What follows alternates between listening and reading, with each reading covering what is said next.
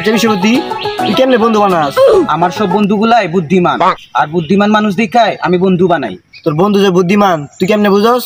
এই যে আমার বন্ধু যুবরাজ, হের আমি একটা প্রশ্ন করবাম, হে যদি ঠিকঠাক উত্তর দিতে পারে তাহলে হে বুদ্ধিমান।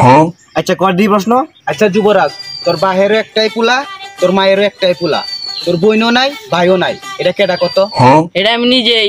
দেখছো ভাই, হে সঠিক উত্তর দিছে, তার মানে হে বুদ্ধিমান। তাহলে থাক, আইতাছি ভাই, পরে দেখা হবে না। আচ্ছা বন্ধু, তোর একটা প্রশ্ন করি।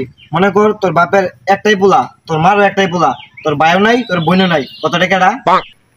ইসরে মামা, তুই তো আমার একটা বিরাট জামলার মতো ফেলে দিলে। তুই থাকে না, আমি 1 মিনিটের মধ্যে আইতেছি।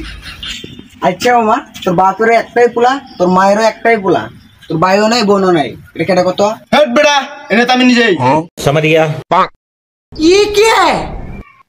মামা আমি তো উত্তর পেয়ে গেছি। আচ্ছা উত্তর কত? মামা এটার উত্তর তো দিছেন তো? এটা আমি নিজেই। হেট বেটা, এটার উত্তর বুঝবো রাস।